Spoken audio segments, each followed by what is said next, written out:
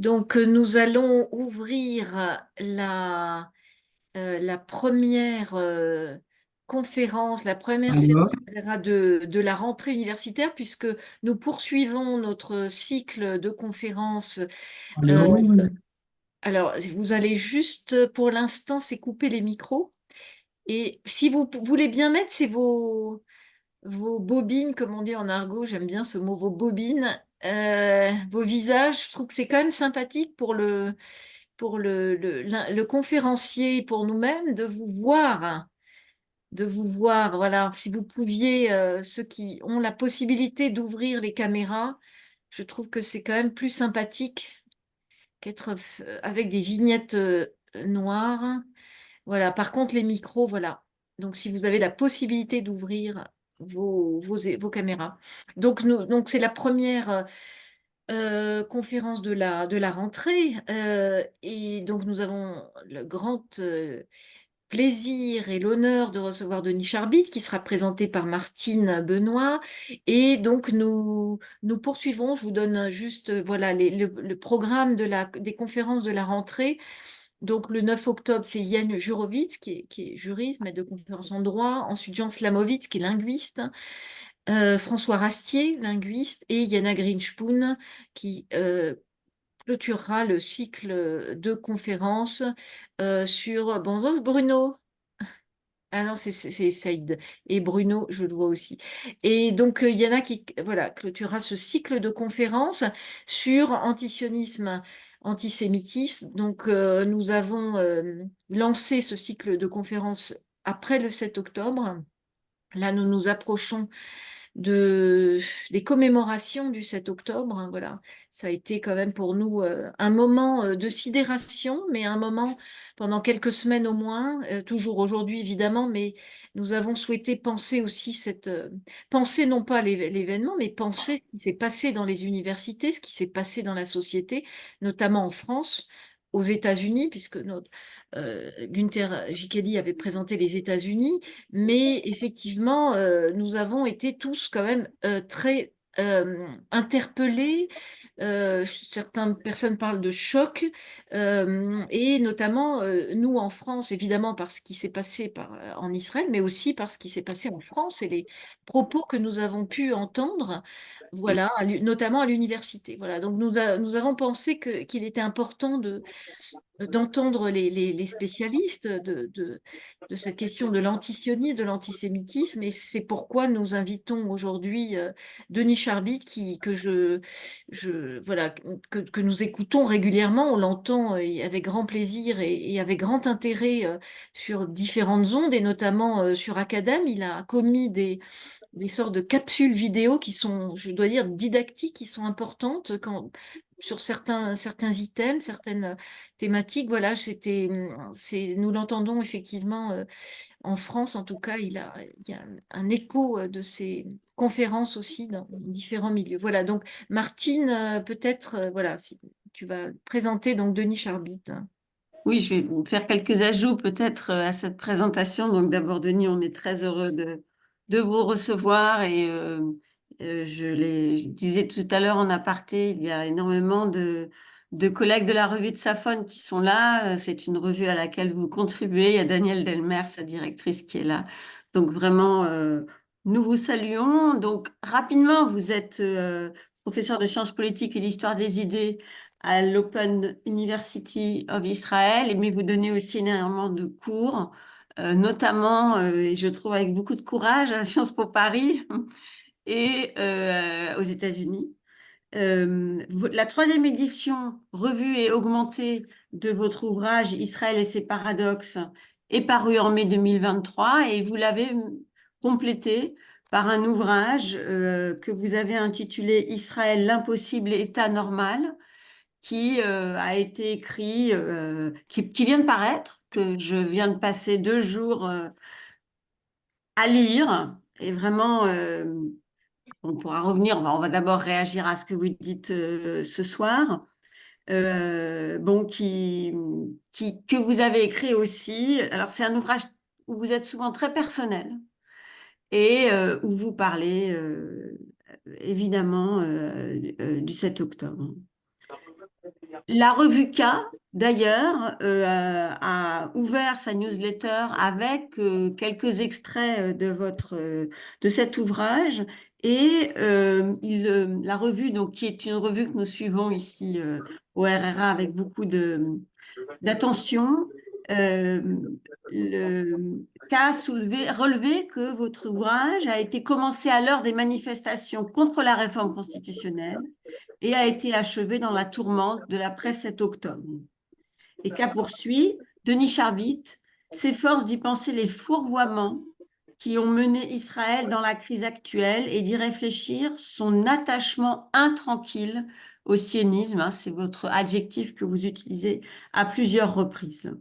Vous avez proposé ce soir d'intervenir sur un thème qui, à mon sens, est très difficile, mais ça fait longtemps que je vous lis et j'ai bien compris que plus les questions étaient délicates, moins elles vous effrayaient et plus vous aviez envie de vous y coller. Et donc, vous nous avez proposé comme titre un antisioniste juif peut-il être antisémite? Et nous allons vous écouter avec bonheur. Merci, Denis.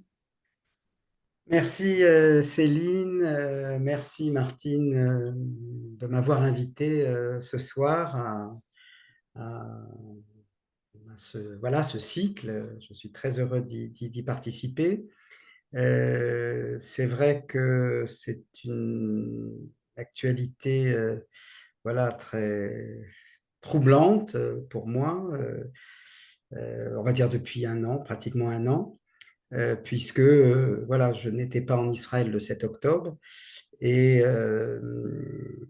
puisque j'étais en année sabbatique. Voilà, je suis très heureux d'être parmi vous, d'autant que je vois Daniel, André Le Rousseau, Ilanit, Bruno Chawat, Martine Cohen et Claude Cazalet qui m'ont déjà écouté la semaine dernière, donc je les applaudis pour leur fidélité et je leur garantis que je ne me répéterai pas. Voilà.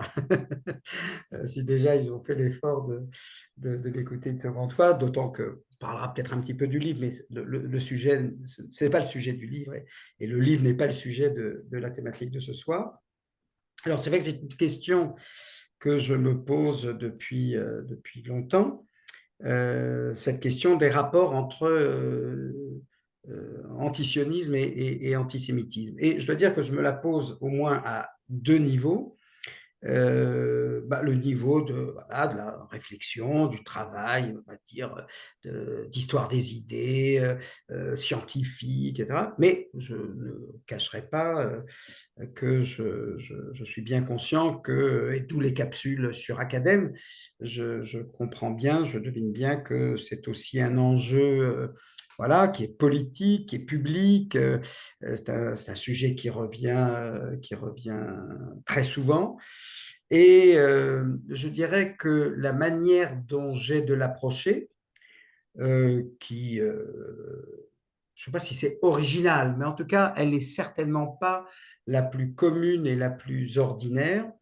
Alors, je dirais à la fois par tempérament, voilà, puisque Martine, tu as évoqué le fait que je m'étais autorisé dans ce livre à être un peu personnel, à raconter un peu mon itinéraire, et je dirais pas pour raconter mon itinéraire que pour situer mes analyses dans un engagement ou dans une intervention. Voilà, vous savez, puisque la plupart d'entre vous êtes des universitaires, me semble-t-il en tout cas, mais voilà, il y a l'universitaire qui défend bec sur ongle le principe de la tour d'ivoire en disant moi je cherche mon théorème, je fais ma recherche historique ou sociologique, etc. Et je veux être totalement indépendant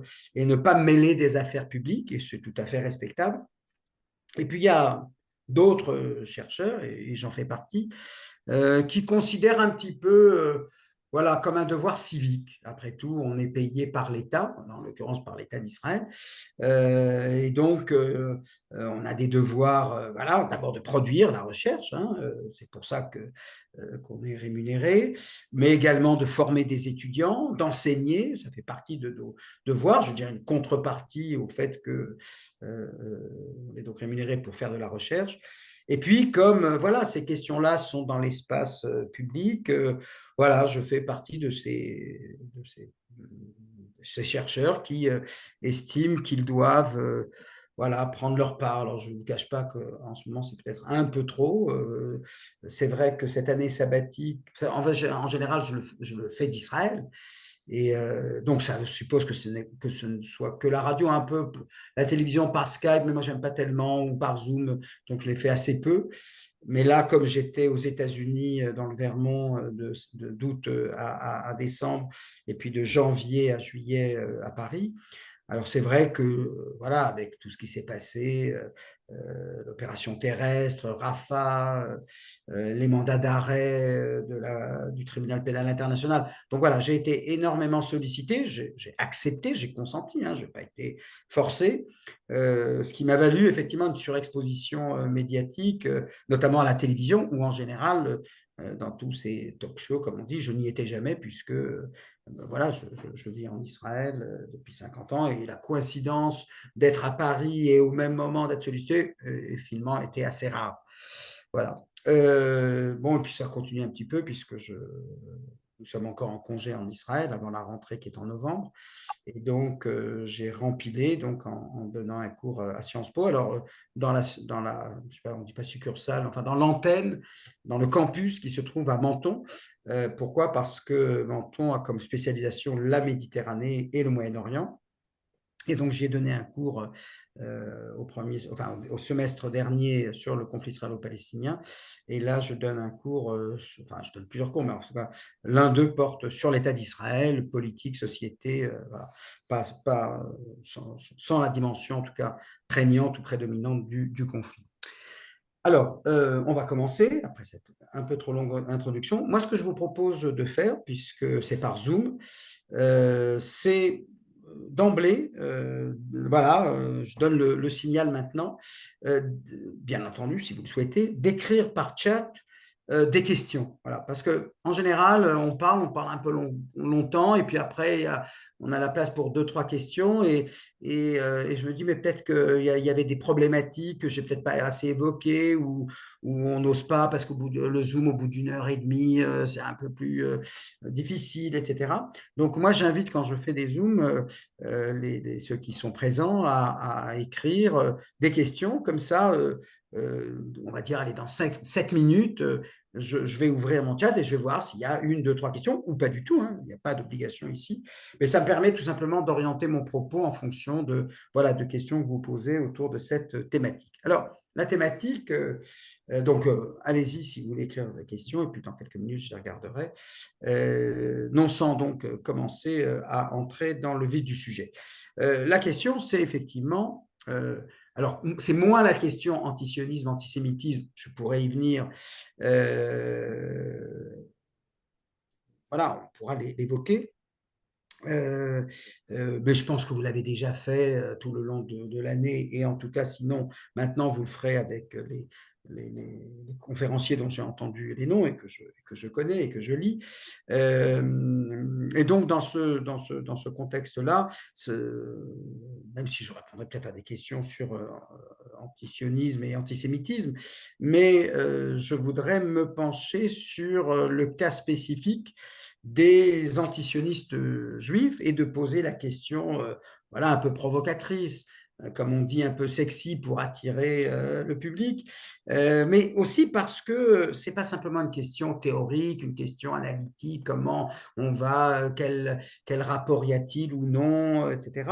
La question de la haine de soi, enfin, voilà, on connaît un petit peu le champ théorique a déjà été travaillé, mais aussi parce que, comme je le disais tout à l'heure, et je reprends cette partie-là de mon propos, par conviction, par tempérament, voilà, je considère je l'ai dit encore aujourd'hui dans une interview, que l'antisémitisme, l'accusation d'antisémitisme, parce que c'est très clairement une accusation, surtout qu'en France, depuis la loi de Pleven de 1972, on peut être voilà, traduit en justice. Je considère, mais on n'est pas obligé de suivre, mais je le dis par honnêteté, hein, je considère que l'accusation d'antisémitisme doit être ce que j'ai appelé là aujourd'hui, donc je me répète un peu, mais doit être ce que j'ai appelé l'arme du dernier recours. En anglais, arm of last resort. Donc ça veut dire que je n'exclus pas de pouvoir pointer du doigt et de dire ça c'est de l'antisémitisme, mais on va dire que je prends énormément de précautions. Je prends énormément, alors ce n'est pas en termes de temps, hein, mais voilà, il faut que ça s'accumule, il faut que ça se multiplie, etc. Il faut que vraiment, voilà, parce que je considère que l'accusation d'antisémitisme, c'est rapporté à la stratégie militaire, c'est la bombe nucléaire. Et comme vous le savez, la bombe nucléaire, on ne l'utilise pas dès qu'on vous embête. On l'utilise beaucoup plus tard. Et donc voilà. Alors pourquoi je le fais? Et je l'ai dit, ce n'est pas simplement une question théorique, c'est une question pratique. C'est une question de débat culturel, de débat intellectuel. Parce qu'il faut bien comprendre que accuser quelqu'un d'antisémite, c'est une manière d'arrêter le débat. Voilà. Parce que quand vous dites dans une enceinte quelconque, vous êtes antisémite, ben ça veut dire que c'est terminé. On peut plus, il est interdit de parler. On doit s'interdire de parler. Quelqu'un dont je suis convaincu qu'il est antisémite, parce qu'il est antisioniste, hein, c'est de cela que je parle aujourd'hui, pas de l'antisémitisme en général, mais de l'antisémitisme dérivé de son antisionisme, j'entends bien que je lui dis par là même, bonjour monsieur, bonjour madame, c'est terminé, passez ailleurs, moi je n'entends pas discuter avec vous. Voilà. C'est dans le discours, et je vois ce qu'a écrit Bruno, de même que dire tu es un raciste, c'est effectivement exercer une censure. Voilà, c'est dire on ne peut plus discuter, puisqu'on est bien tous d'accord, j'imagine, sur le fait qu'on ne discute pas avec un antisémite comme on ne discute pas avec un raciste. Alors, je voudrais rappeler quand même que la difficulté première, primordiale, qui nous concerne tous, et qui pourrait, je vais dire avec un peu d'humour et d'ironie, parce qu'on n'a pas trop d'occasion d'humour et d'ironie en général, et en particulier ce soir, c'est que on pourrait presque être nostalgique de la fin du 19e siècle ou du début du 20e siècle, parce qu'à l'époque, notre tâche était infiniment plus facile, infiniment plus aisée. Pourquoi? Parce qu'à l'époque, les antisémites s'affichaient comme tels. Il faut bien comprendre que toutes ces polémiques-là, elles viennent du fait qu'après 1945, c'est quand même le poids, l'impact de la Shoah, plus personne, à part, alors il en reste, hein, on peut citer des noms, bien sûr, Dieudonné, Soral, etc., mais en général, ce qui a changé après 1945, c'est que plus personne n'ose se dire antisémite, à la fois parce que c'est un délit, mais outre le fait que c'est un délit, c'est parce que voilà, ça fait partie voilà, c'est devenu un tabou.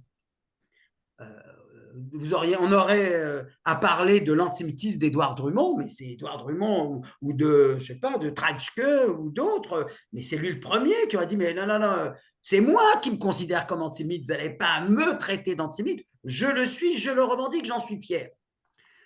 Après 1945, voilà, on est obligé de dire, voilà, il a dit cela, voilà telle citation, voilà où il est allé, voilà qui il a rencontré, etc., et j'en déduis de tout cela qu'il est un antisémite. C'est-à-dire que on nous fait jouer par rapport, encore une fois, à la fin du 19e ou au début du 20e siècle, on nous fait jouer un rôle de, comment on va dire, détective. Voilà.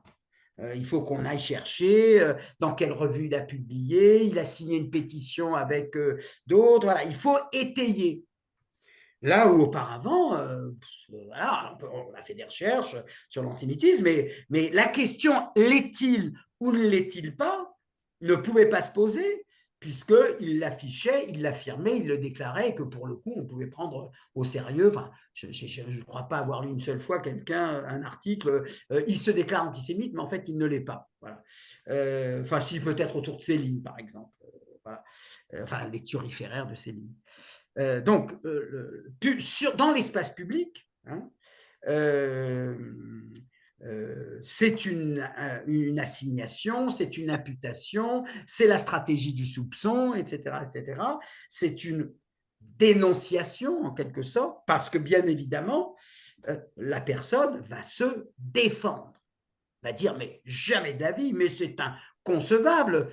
J'ai entendu ici au campus de Sciences Po Menton, invité par une association étudiante, comment il s'appelle, pas Jacques Bompard, Maxime, non pas Maxime, j'ai oublié son nom, le député Adrien, je ne sais plus, bon, qu'importe, Bompard en tout cas, voilà, qui est un peu le porte-parole du LFI et qui sortait les grandes octaves ou les grandes orgues pour se défendre, nous qui à gauche avons toujours, Manuel Bompard je crois, avons toujours été hostiles à l'antisémitisme, etc. Comment on ose nous imputer, voilà, avec une sorte d'effet d'éloquence, etc.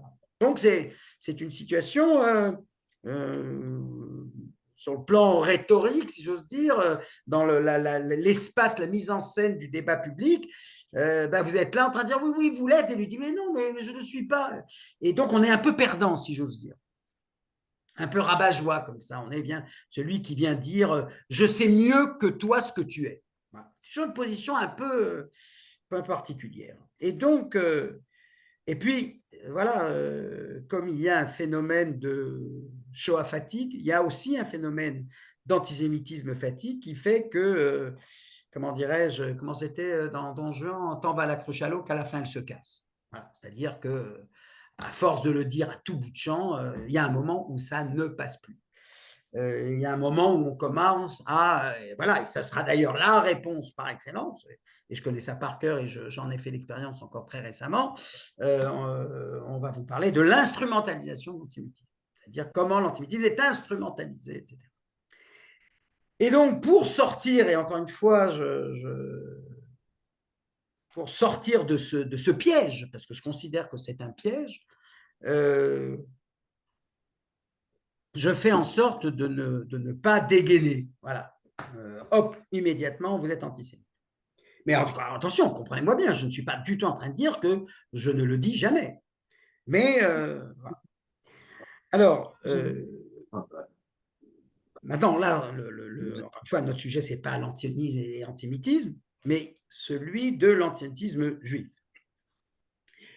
Et donc, je voudrais évoquer ce sujet-là. Pourquoi ? Parce que dans la stratégie rhétorique des intellectuels, des personnalités, personnes publiques qui se déclarent ouvertement antisionistes, l'argument, je ne dirais pas l'argument majeur, mais un des arguments qui revient systématiquement, je ne crois pas une seule fois qu'il m'a échappé, qu'on y a échappé, pardon, c'est mais comment, je crois que c'est Dominique Vidal qui avait fait un livre, d'ailleurs, un petit opuscule là-dessus, c'est comment peut-on décréter qu'un antisioniste est antisémite, puisque les premiers antisionistes étaient tous des juifs. Et donc, c'est vrai, tout à fait, c'est vrai. Et ce que je voudrais faire dans un premier temps, et puis ensuite, dans un second temps, j'aborderai la question plus actuelle,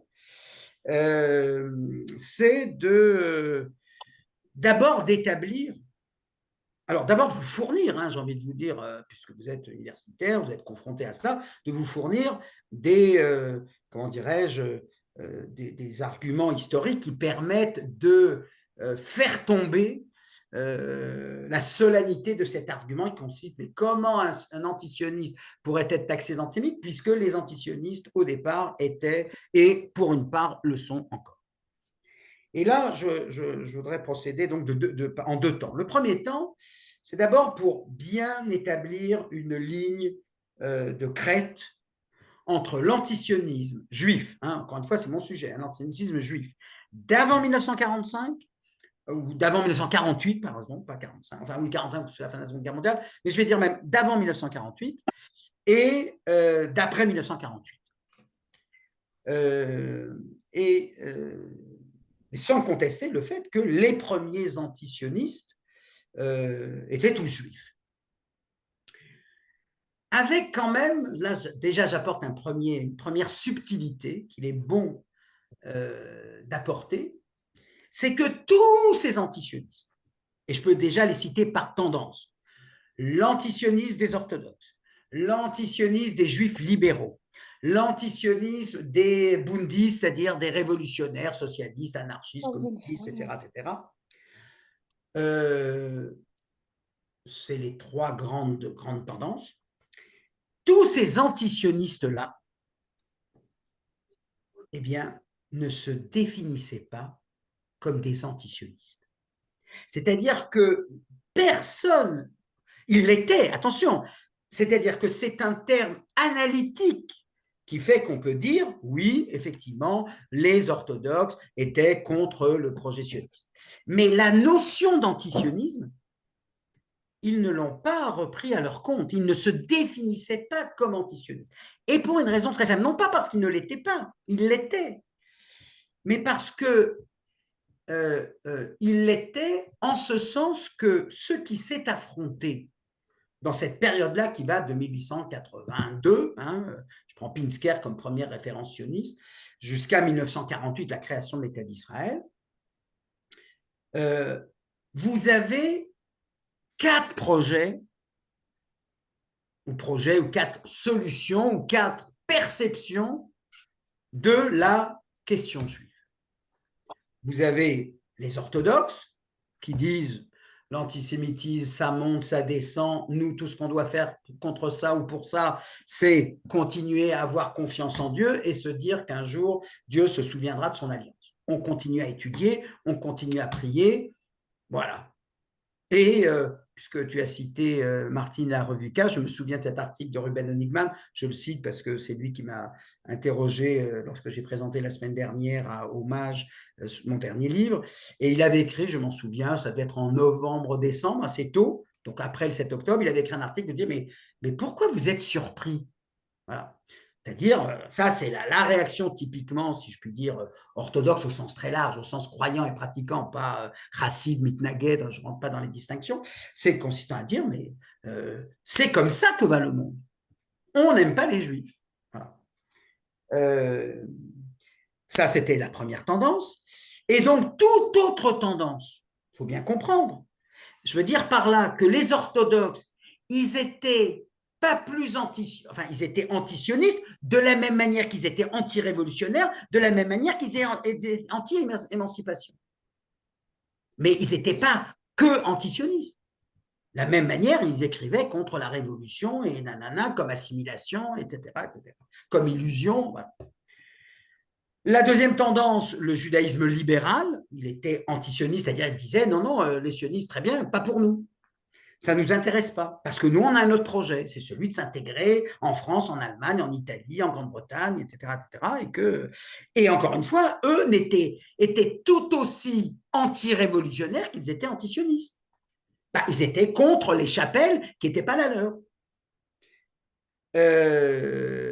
Et puis, la troisième tendance, c'était bien sûr les révolutionnaires qui disaient l'orthodoxie pas bien, l'émancipation, ils n'ont pas tenu leurs promesses, etc. Le sionisme, ils n'ont rien compris, c'est du nationalisme chauvin. Nous, on est pour la révolution, etc.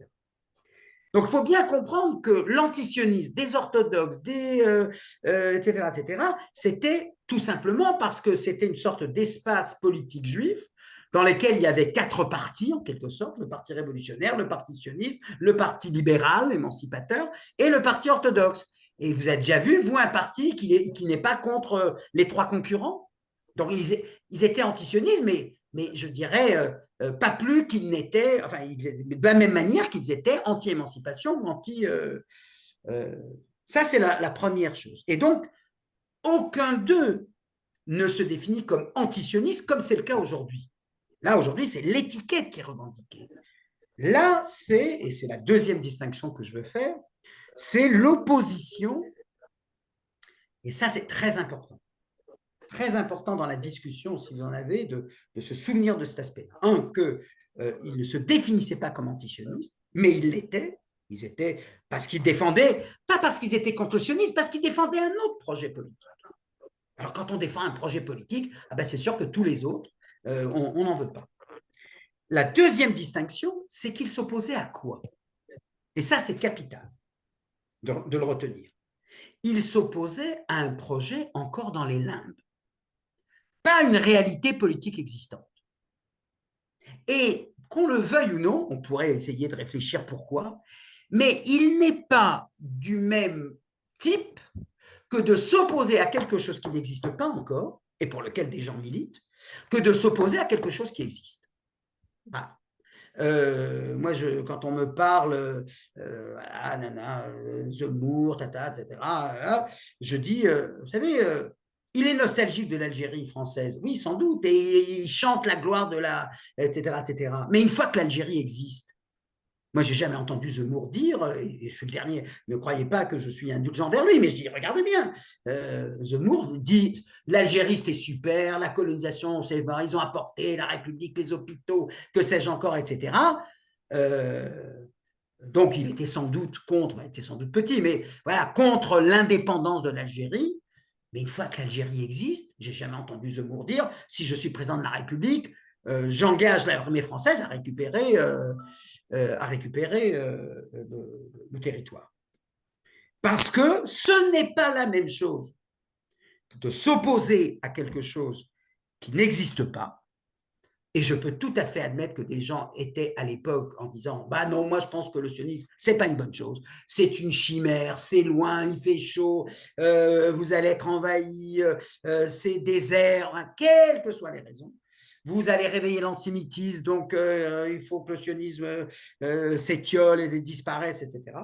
Mais ce n'est pas la même chose que de dire je suis contre l'État d'Israël maintenant qu'il existe. Et de fait, je dirais que le premier coup dur et le coup significatif porté à l'antisionisme d'avant-guerre, d'avant 1948, c'est très simple, c'est que du jour où l'État d'Israël a été créé, 14 mai 1948, j'ai envie de dire, enfin, je n'ai pas fait de statistiques, mais je présume que 99% de ces antisionistes ont dit « Ah, moi, l'État d'Israël ne me parle pas, je n'irai jamais, je pense que c'est une erreur, que c'est une hérésie, nanana. » Aucun d'eux, à peut-être 1% près, que j'ignore, aucun d'eux n'a dit « Ah, ils ont réussi à créer leur État d'Israël, à partir de maintenant, je vais tout faire pour le détruire. Je vais m'engager dans l'armée. » Non. Ils ont dit, OK, ça ne me concerne pas.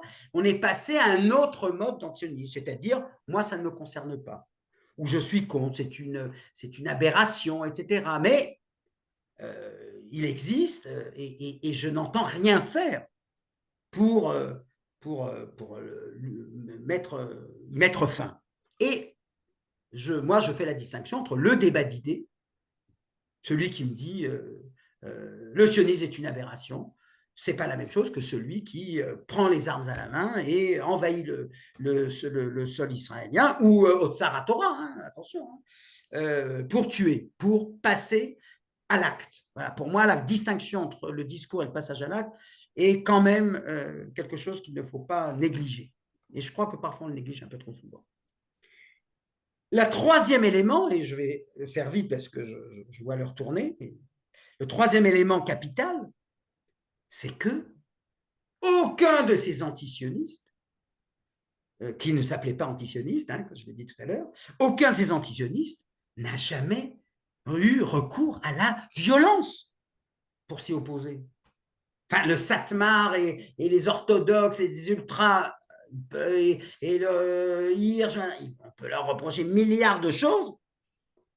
Ils sont jamais à quel, peut-être à une exception ou deux, mais voilà, ils ne sont pas passés à l'acte. Or, dans l'antisionisme d'aujourd'hui, il y a du passage à l'acte, et c'est ça qui doit d'abord nous heurter, même si la réalité, voilà, oui, je lis Bono, bien sûr, les Juifs américains antisionistes, mais c'est important de le dire. Enfin, je reprends la phrase si les autres n'ont pas lu, c'est-à-dire les Juifs américains antisionistes ne sont pas violents, c'est énorme, c'est très bien, c'est concédons-leur cela, parce qu'il y a un antisionisme violent. Voilà, ça c'est un. Donc voilà ce qui fait que l'usage de se référer aux antisionistes des années 20, des années 30, des années, etc., oui, rhétoriquement parlant, on va dire, ben, comment on les a pas taxés d'antisémitisme. C'est vrai, on les a pas taxés d'antisémitisme. Mais parce que, encore une fois, c'était pas violent. Et puis, encore une fois, s'opposer à une idée lorsqu'elle n'est pas encore advenue, ça n'a pas le même poids et la même signification que s'opposer à une réalité dont on veut la disparition. Voilà. Alors maintenant, ceci étant dit, passons le cap de 1948. Et encore une fois, mon thème aujourd'hui, ce n'est pas l'antisionisme soviétique, etc., qui visait à désigner les juifs comme sionistes pour ne pas avoir à dire qu'ils étaient juifs. C'est une affaire très bien traitée, très bien analysée. Elle n'est pas de mon sort. Moi, ce qui m'intéresse, c'est l'antisionisme juif. Alors, d'abord, il faut quand même considérer une chose là aussi qui est importante. Vous allez penser que je dis ça pour vous rassurer.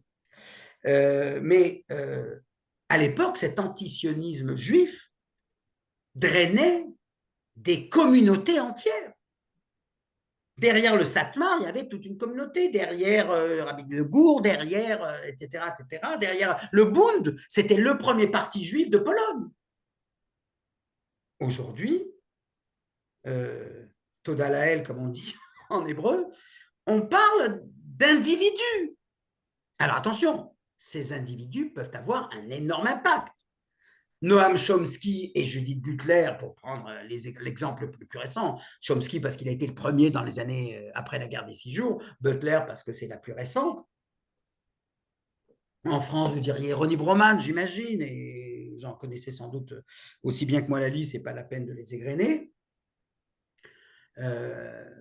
Écoutez, ces antisionistes juifs, ils sont tout seuls, ils commencent à s'organiser, on va en parler, ça c'est j'en parle d'ailleurs dans le livre, mais voilà, c'est plus les communautés qu'on avait à l'époque, cet antisionisme-là, cette opposition au sionisme, des millions de juifs étaient derrière.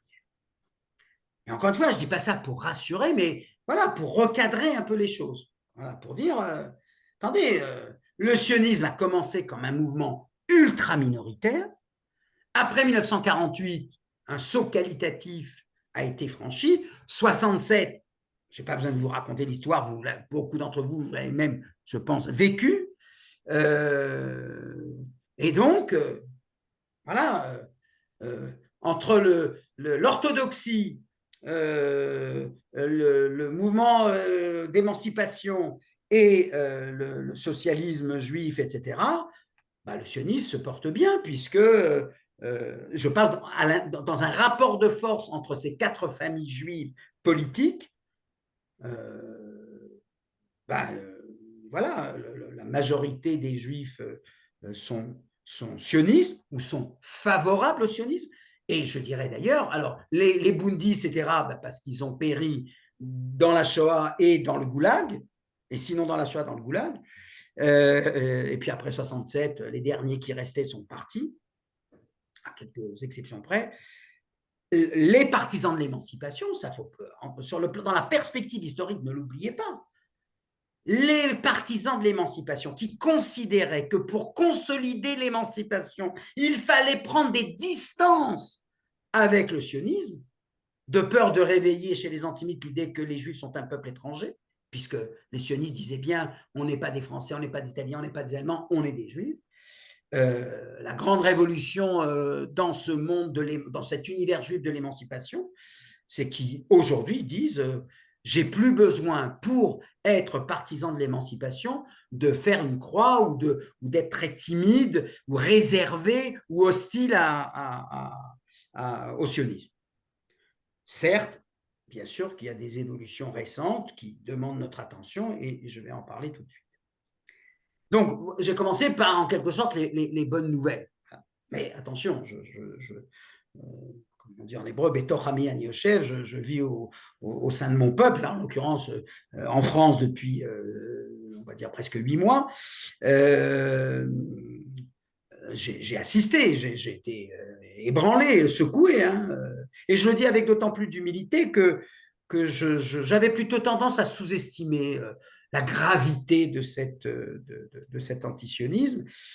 Et j'ai vu, je le raconte dans le livre, mais puisque c'est vrai qu'il y a une petite dimension personnelle et biographique, parce que chacun des chapitres, je les ouvre sur mon expérience, sur une expérience, pas toute mon expérience, sur une expérience, et puis après je passe à l'analyse sur politiste.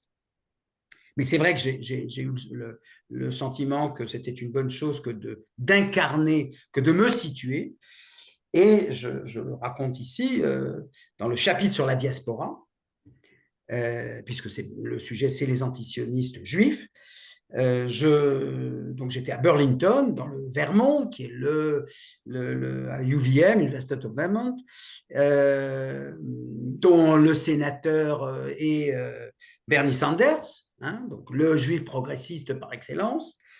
Je suis dans une congrégation conservative, comme on dit, qui n'est pas conservatrice du tout, mais donc on appelle comme ça traditionnaliste en français.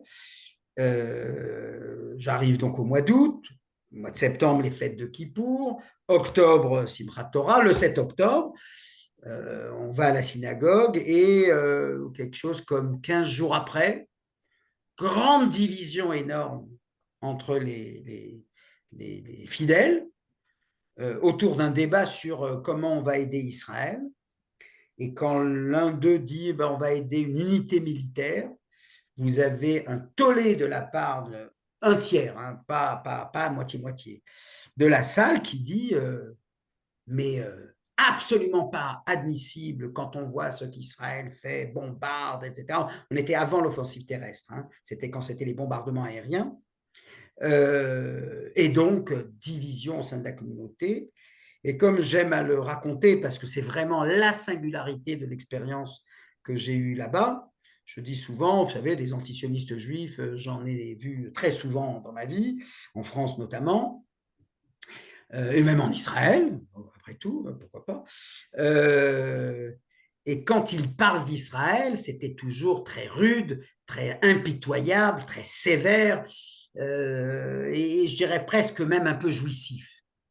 Et là, en l'occurrence, dans ce débat donc, qu'on a mené, parce qu'on était avec ma femme, donc les deux Israéliens qui connaissaient un petit peu, donc on était à la synagogue, mais hors de la communauté d'une certaine manière, et donc on avait la distance nécessaire pour pouvoir les entendre séparément, les uns les autres. Et je peux vous dire, ça j'en garde un souvenir très troublant et très troublé, que entendre des juifs et des juives, et là je le dis tout de suite pour ne pas l'oublier, de générations plus jeunes que la nôtre, c'est 20 à 40 ans. Entendre des juifs dire, être très sévère, impitoyable, critiquer Israël comme vous l'avez entendu. Et j'ajoute, 3 petits points, je fais un peu de suspense, en pleurant. Ça, j'avais jamais vu ça. Pas en disant je hais Israël et Israël, non, non, en pleurant. Israël, l'État d'Israël, le sionisme trouble ma spiritualité juive. Mon universalisme est atteint jusqu'au tréfonds, machin.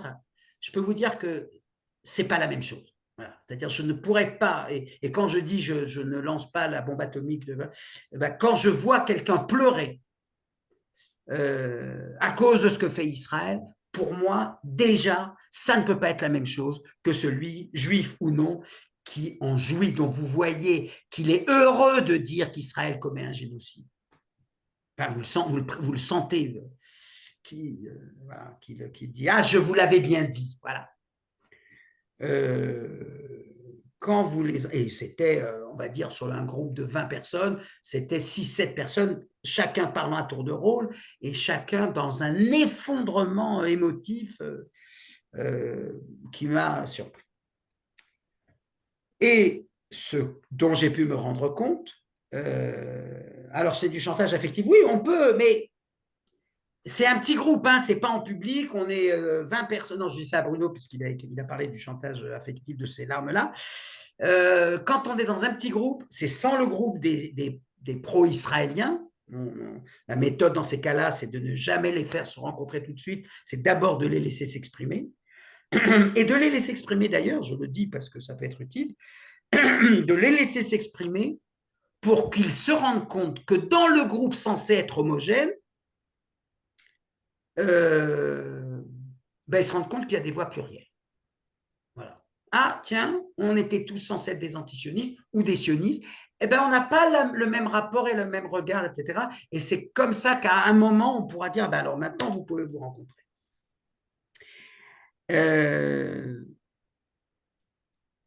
Donc, ce dont j'ai pu me rendre compte, et en France et aux États-Unis, et je les ai rencontrés, comme on dit, c'est effectivement, alors avec une différence quand même énorme, en France, je n'ai trouvé aucune revendication spirituelle derrière.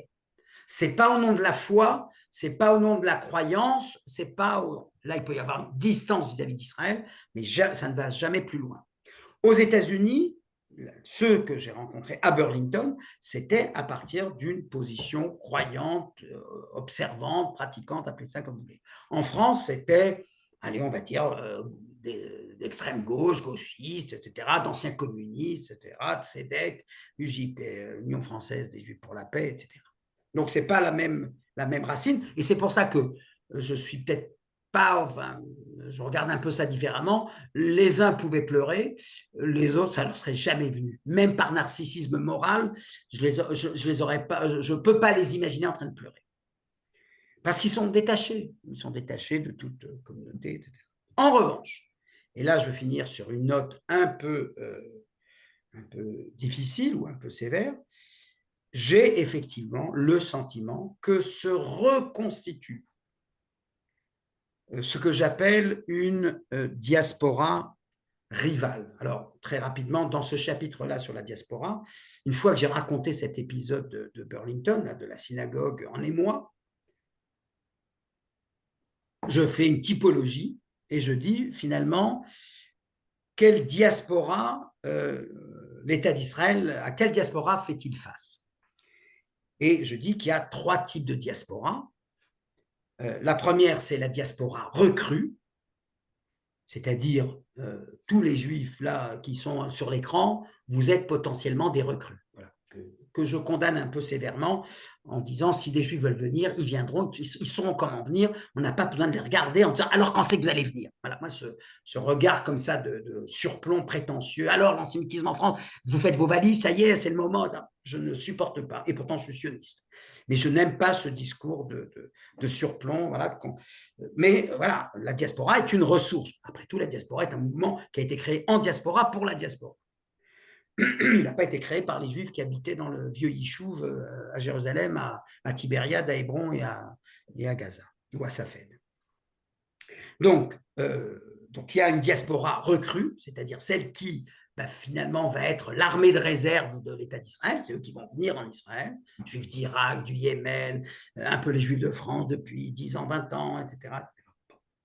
Deuxième diaspora, ce que j'appelle la diaspora partenaire, c'est-à-dire, voilà, toutes les communautés juives dans le monde, pour la plupart, n'incitent pas leurs ouailles à venir en Israël, mais ont des liens affectifs, familiaux, institutionnels avec l'État d'Israël.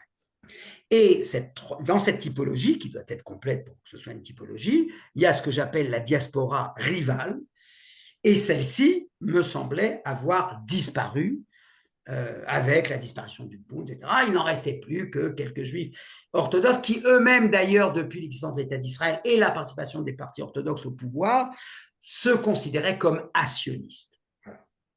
Et en tout cas, n'étaient pas du tout, alors sauf quelques-uns, Ungarin, mais Neturei Karta, mais voilà, moi je le dis dans un autre livre, inoffensifs. Voilà. Et qui, eux, d'ailleurs, vivent en Israël et ne veulent pas toucher ni la sécurité sociale, ni rien. Voilà. Ils ne veulent aucun contact, ils ne veulent pas être affectés par l'État d'Israël. Je peux vous dire que 98% des orthodoxes, eux, ils acceptent d'être affectés par l'État d'Israël, ils reçoivent la sécurité sociale, les transferts sociaux, etc., etc. Et ils sont au gouvernement. Donc, passant d'une attitude antisioniste à une attitude assioniste, qu'on peut tout à fait expliquer et justifier, de leur point de vue, bien sûr.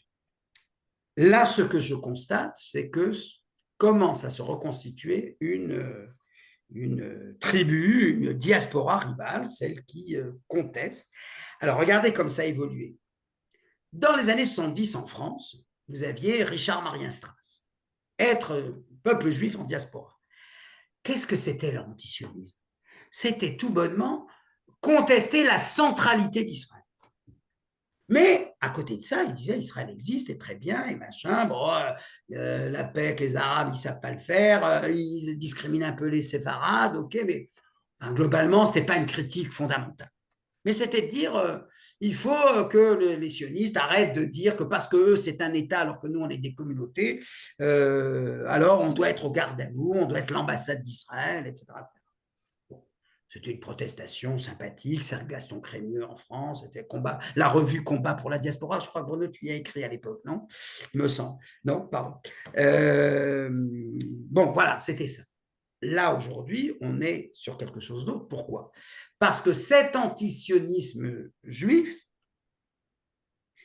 il ne procède pas de l'orthodoxie, il ne procède pas du socialisme et de la révolution, et il ne procède pas de l'émancipation, il procède de l'identification avec la cause palestinienne. Et uniquement. Alors, bien sûr, ils vont vous ressortir les séfarades sont discriminés, machin, parce qu'il faut bien rajouter un peu de trucs. Mais globalement, ils en ont contre l'État d'Israël dans la forme qu'il prend, colonisatrice, impérialiste, qu'est-ce qu'ils disent encore, voilà. Voilà, et Martine rappelle qu'il est allé aider l'armée israélienne, voilà, parce que c'était voilà, il voulait une égalité entre les différents lieux où les Juifs existent. Il voulait surtout une légitimation. Il supportait pas. Je suis pas loin d'ailleurs de penser comme lui sur ce sujet-là. Il supportait pas la délégitimation de la diaspora, c'est-à-dire vous êtes une existence provisoire. Vous êtes condamné au final à disparaître, à vous liquider, comme on disait, des communautés qui sont entièrement disparu, l'Irak, l'Algérie, le Yémen, etc. Alors, on va finir, conclusion. Alors, ces antisionistes-là, sont-ils antisémites? Alors, il y a deux positions, ou il y a deux attitudes à laquelle il faut réfléchir. Moi, je ne suis pas là pour donner des recommandations, etc. La première, alors qui est un peu habile, je vous le concède, mais qui les énerve un peu. C'est pour ça que j'aime bien l'utiliser. C'est celle qui consiste à dire que leur détestation d'Israël, systématique, etc., etc., qu'ils le veuillent ou non, c'est leur moyen de se relier à Israël. C'est-à-dire que s'ils étaient vraiment des antisionistes au sens profond et pur du terme, mais ils devraient être indifférents à Israël. Et le fait qu'ils ne puissent pas l'être, le fait qu'ils ne veulent pas l'être, d'une certaine manière, je sais que c'est un peu dialectique, un peu paradoxal, oxymore, etc., mais c'est une manière de se relier. Et donc, moi, j'ai un regard, comment dirais-je, un peu, on va dire, inclusif, pas pour tous, mais pour certains d'entre eux, en leur disant, voilà, après tout, il y a toujours eu au sein du peuple juif, on pose une idée, la fameuse blague de la synagogue, c'est la synagogue où j'irai pas. Pour moi, ces antisionistes juifs, je ne me précipite pas à les décréter antisémites, pas seulement parce que ce n'est pas payant comme argument, mais parce que je pense que c'est leur manière à eux d'être, voilà, de s'y référer. Voilà. Ils sont antisionistes, c'est leur manière à eux d'être impliqués par la création de l'État d'Israël. On en aurait voulu d'autres, c'est pas que je souhaite que ça se multiplie. Mais voilà, ils les arrêtent, ils écrivent là-dessus, mais en fait, Israël, ça les passionne, comme moi.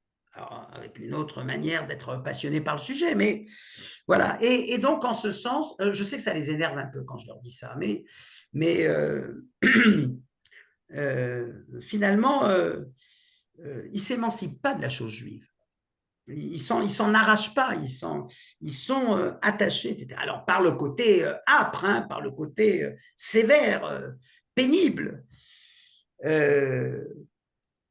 Et puis, deuxième chose, mais encore une fois, il y a des aspects dans ce que je dis qui sont tout à fait, comment dirais subjectifs et personnels. Comment je vais vous dire ça? Moi, il y a une chose à laquelle je tiens absolument, c'est au pluralisme. Voilà. Moi, j'ai besoin des orthodoxes, j'ai besoin des antisionistes, j'ai besoin Alors après, c'est des questions de proportion. Voilà, parce que si vous allez me dire, hey, tu as besoin aussi des juifs d'extrême droite, quand ils deviennent un peu trop puissants, là, je suis moins satisfait.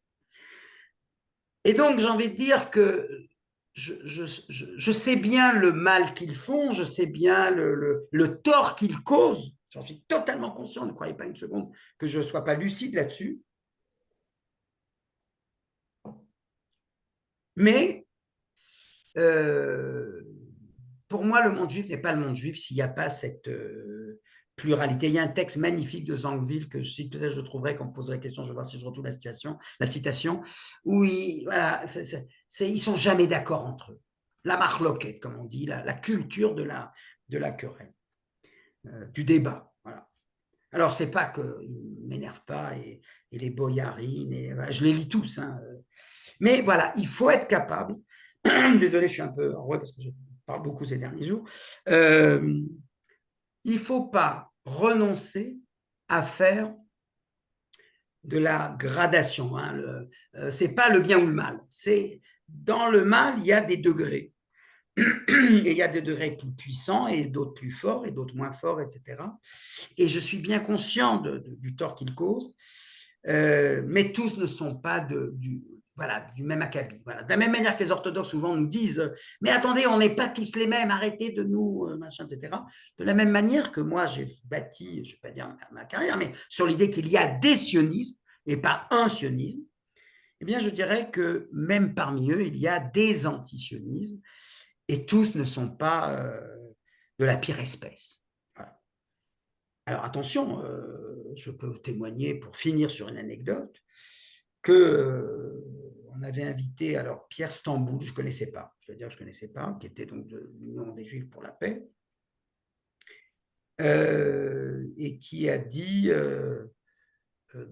invité à Menton par l'association pro-palestinienne, et elle dit, j'étais venu parce que moi j'écoute, hein, moi je suis pas, voilà, je ne considère pas que je dois boycotter, etc. Donc je suis venu écouter. À la grande satisfaction d'ailleurs des militants de l'association qui disaient oh, le prof d'Israël qui vient, qui est sioniste et qui vient écouter.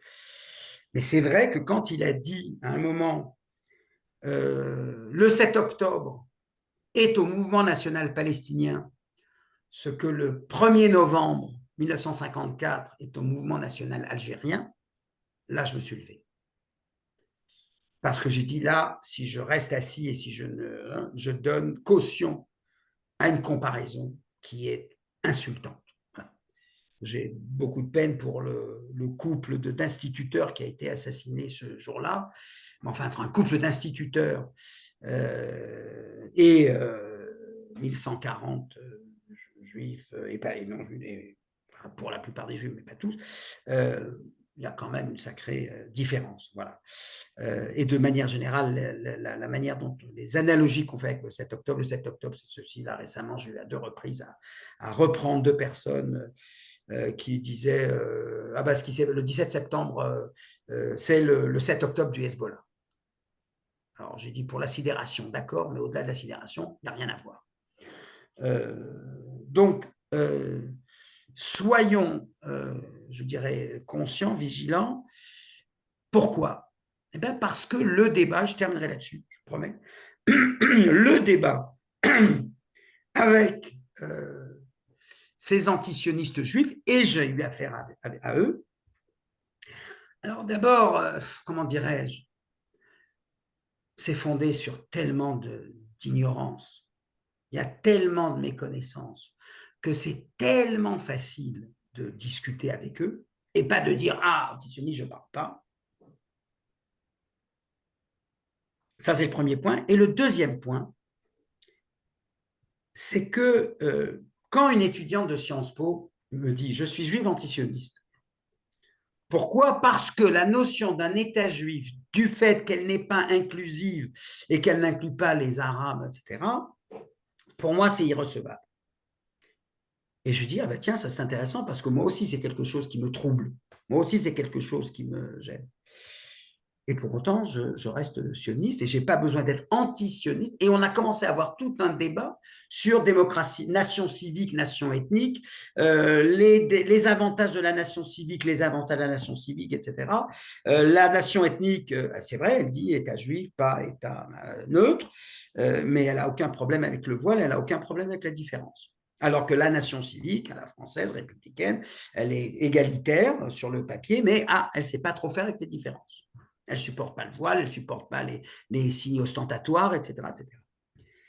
Et bien, à la fin, on est sorti de ce débat qui était sur un niveau intellectuel, on n'était pas dans la polémique, on n'était pas dans l'invective, où je lui disais, mais au lieu d'aider les forces qui estiment qu'il y a un problème avec cette définition, pourquoi vous devez vous situer en dehors et finalement ne pas prendre part à ce débat? Alors, je ne sais pas ce qu'il en est. Peut-être que je n'ai pas dit que ça y est, elle a quitté Tzedek, puisqu'elle était à Tzedek. Mais encore une fois, la réponse, par expérience, c'est pas l'anathème. J'ai fait 2-3 fois, c'est pas un métier, hein, mais des grands-mères avec leurs petites filles antisionistes, des grands-mères sionistes avec leurs petites filles antisionistes, me disant on peut plus se parler. Qu'est-ce qu'on fait? Puisque faut bien comprendre, hein, quand on parle de l'antisionisme juif, on parle d'un problème à l'intérieur des familles. Hein. C'est pas simplement je signe une tribune et qui paraît dans telle revue ou l'autre. C'est des problèmes dans les familles. Bon, ben voilà, je l'ai fait à 2-3 reprises. Les résultats étaient bons. J'en suis ravi parce que c'est des gens qui ne se parlent plus. Voilà. Je vais lire le chat. Oui, il y a pas mal de questions. Voilà. Et voilà. Notamment Bruno et Martine Cohen. Oui, ouais, tout à fait. Alors, je les lis et je les commente rapidement. L'antijudaïsme est inhérent. Ouvrez-le, comme ça, vous le voyez en même temps, comme ça m'évite de le relire. Oui, surtout que les premiers anti-juifs étaient les premiers chrétiens, hein, au moment où ils ont basculé, donc c'est vrai. Il est normal, moi, le mot normal, puisque c'est dans le titre de mon livre, il me déplaît pas, enfin, je le prends à mon compte. Donc oui, juif antisioniste, moi, je ne m'hérisse pas, le poil ne se hérisse pas quand j'ai affaire à eux. Et encore une fois, parce que les proportions sont ce qu'elles sont. Alors, c'est vrai, il est anecdotique. Alors, sociologiquement, pour le GFP, d'après ce que je comprends, pour la plupart d'entre eux, ce sont des anciens communistes, enfin anciens ou des communistes, mais bon, voilà, il n'y a plus de parti communiste ou pas, etc.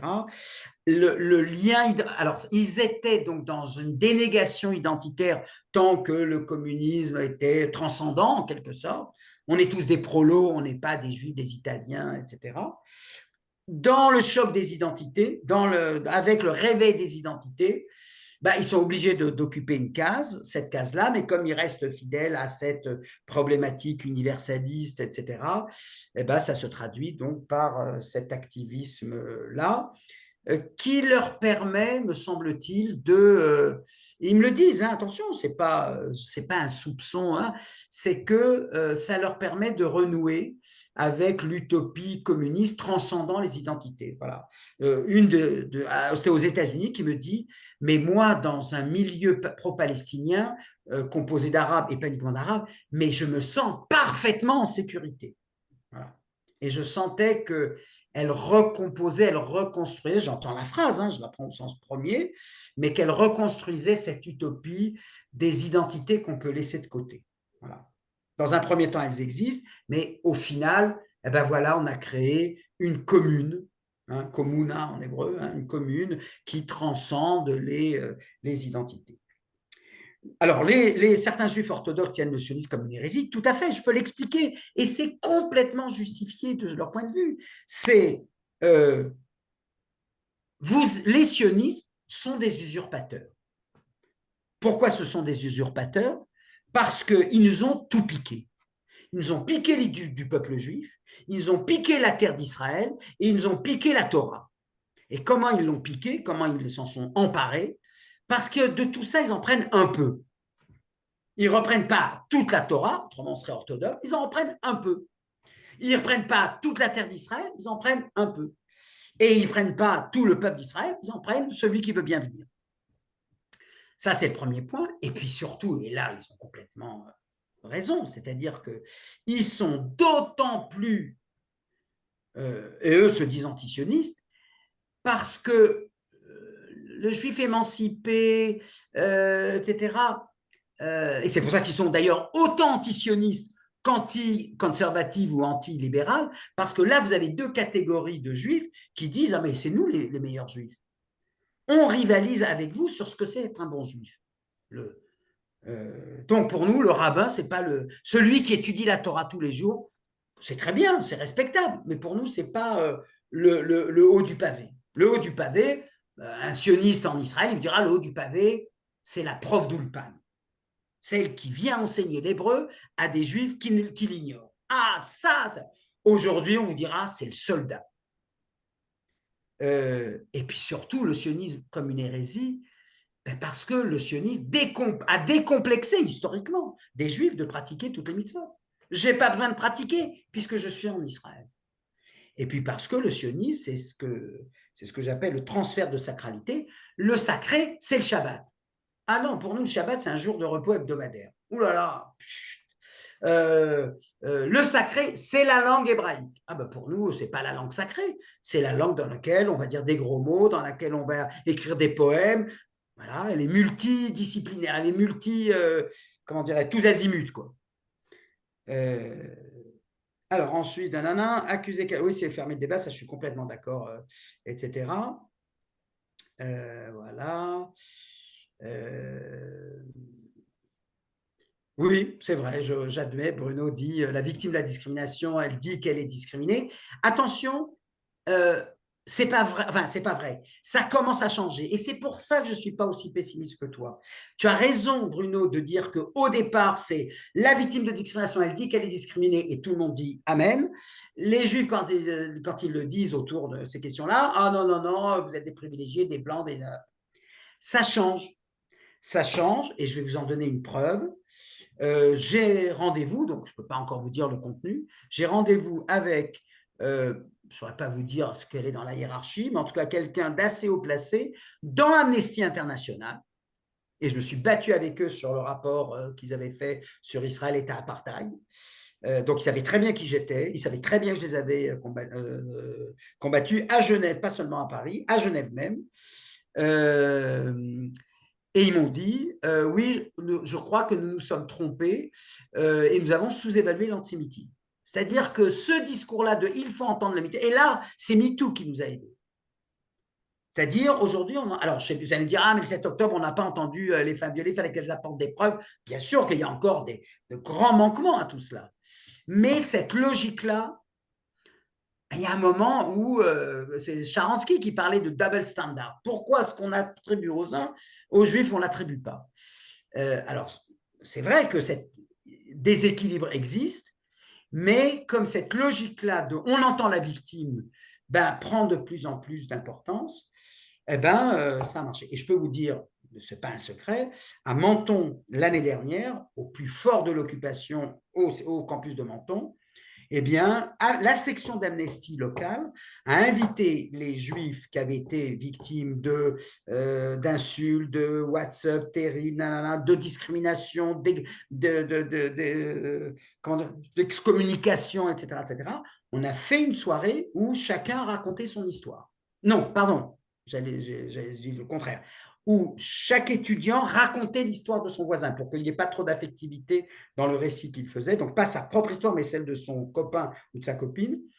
Et tous les étudiants, qui n'étaient pas tous d'Amnesty, bien sûr, étaient bouche bée en disant ah ben, on ne s'est pas rendu compte, on n'a pas vu. C'est vrai que je ne vous ai pas appelé pour vous demander comment vous sentiez après le 7 octobre, etc. etc.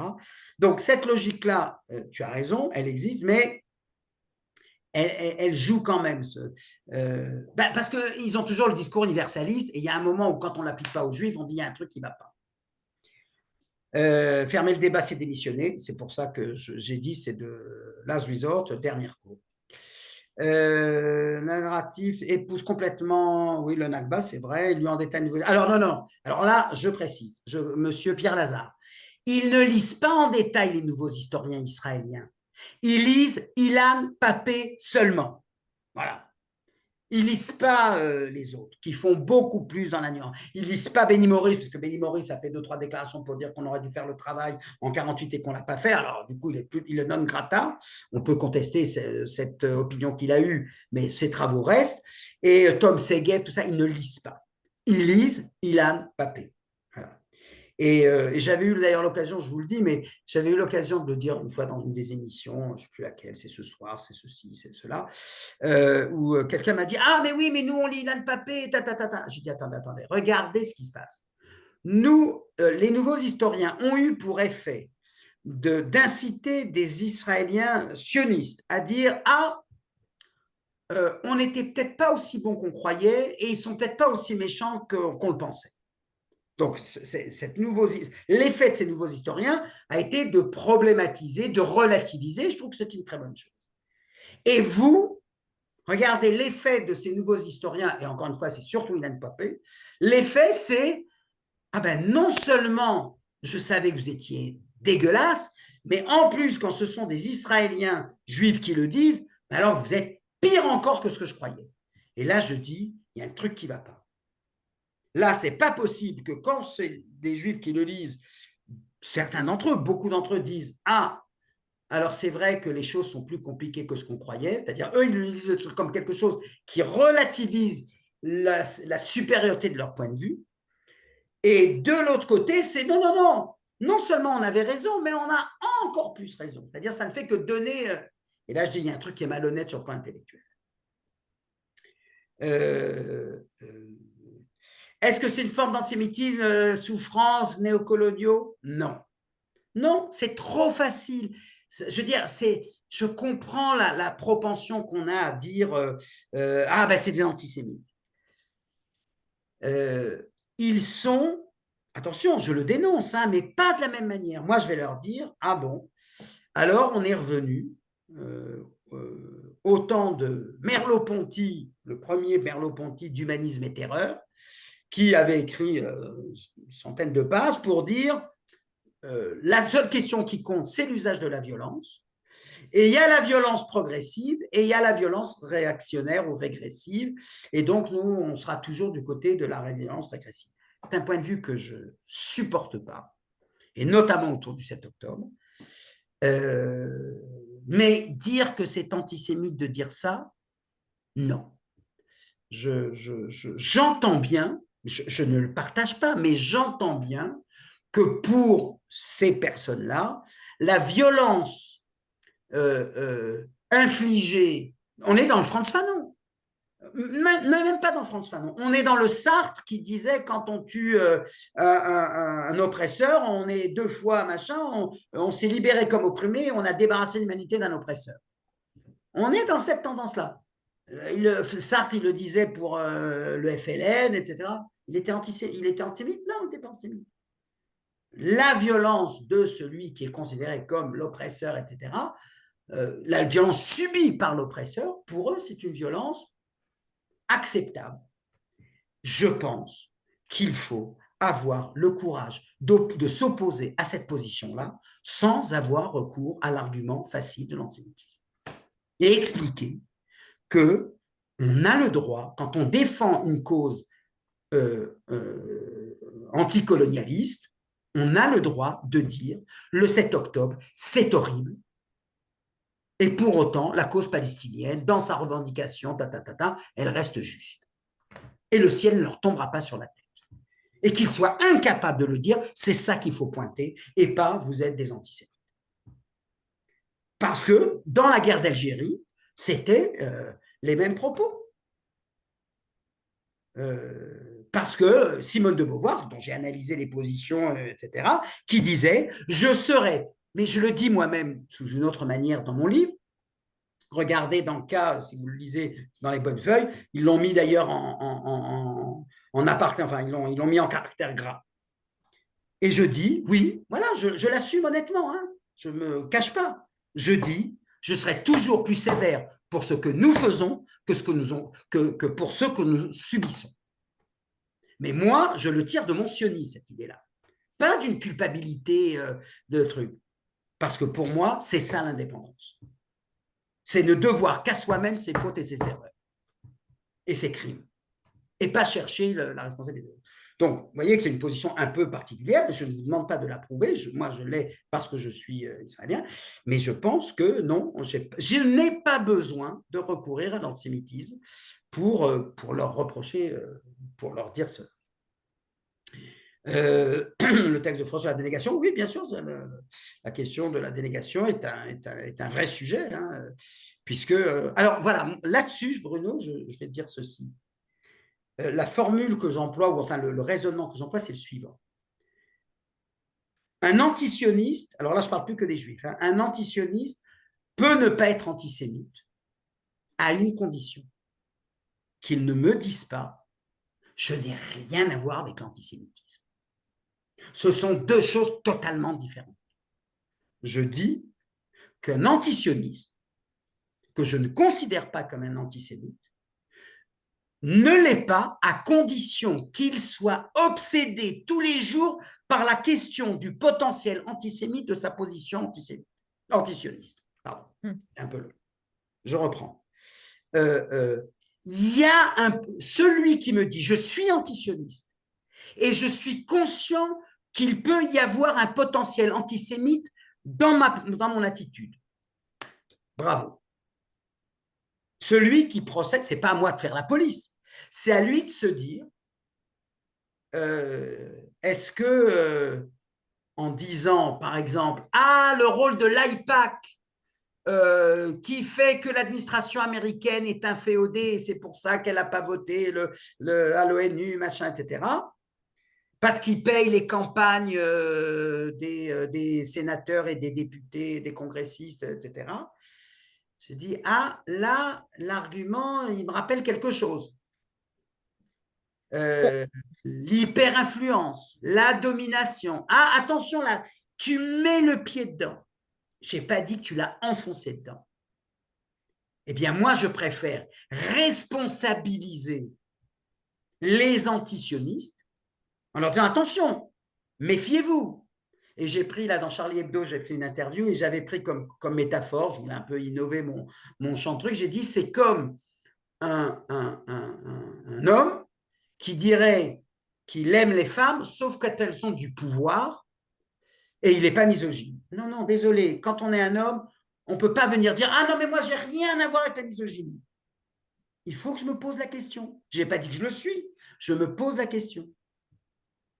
Et je dirais même, au risque d'en choquer certains, que quelqu'un qui dénonce les traits essentiels de l'islam, etc., etc., il n'y a pas d'islam modéré, nanana, il doit se poser la question.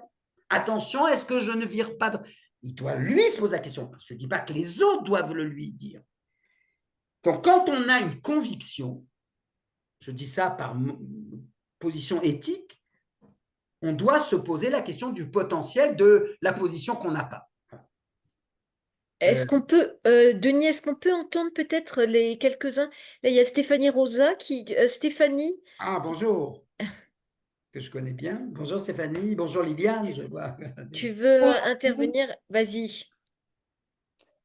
Non, en fait, enfin, oui, alors peut-être, enfin, en fait, j'aurais trop de questions, donc j'ai du mal à choisir.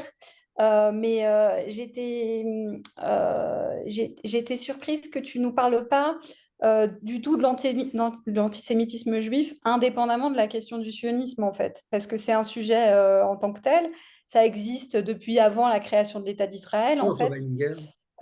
Tu vois, enfin, des gens comme Hannah Arendt, alors je vais peut-être provoquer une Oui. polémique terrible, mais voilà, bon, il y a des antisémites juifs, et je Elle pense. manque d'amour d'Israël. C'est ça que lui a dit Scholem. Il lui a pas dit vous êtes antisémite. Il lui a dit tu manques d'amour d'Israël.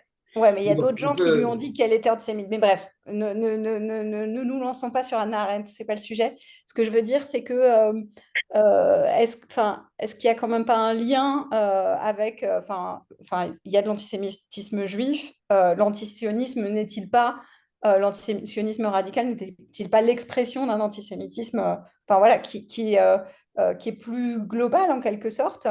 Voilà, ça c'était ma première question, mais elle est très vaste. Et j'en ai une deuxième, c'est j'ai trouvé sur Academ une interprétation de l'attitude de Tzedek comme la volonté d'être les juifs d'exception. Je ne sais pas si tu as vu non, je l'ai pas vu. le juif Mais d'exception, c'est-à-dire, voilà, c'est une manière, et c'est ce que je disais un peu dans le chat, il y a un côté très narcissique aussi dans le fait de voilà, vouloir s'élever au-dessus des autres. Moi, j'en ai dans ma famille, donc je vois très bien à quoi ça ressemble. Il y a une espèce de supériorité morale au fait d'être celui qui est capable de critiquer, y compris son propre camp. Et c'est un plaisir narcissique qui est d'autant plus important qu'on se fait applaudir par plein de gens, on est promené partout. En France, LFI adore montrer ses juifs. Enfin, oui, voilà. oui, c'est sûr. Donc Tout à fait, il y tout a un à côté fait. super satisfaisant et super Mm, gratifiant, y compris d'un point de vue social, en fait. mm.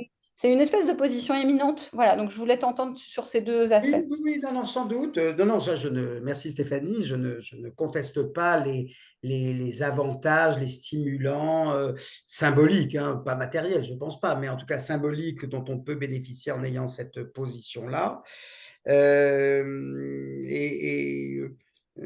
Alors, on l'appelle narcissisme moral, oui, j'entends bien, etc. Moi, je vais vous dire, j'ai énormément de mal avec la dimension psychologique. C'est pas mon terrain, donc je suis modeste là-dessus. Et expliquer leur comportement. Alors, je sais bien, hein, Otto Weininger, moi j'ai beaucoup travaillé en Israël sur le cas de Simone Veil, la philosophe. Voilà.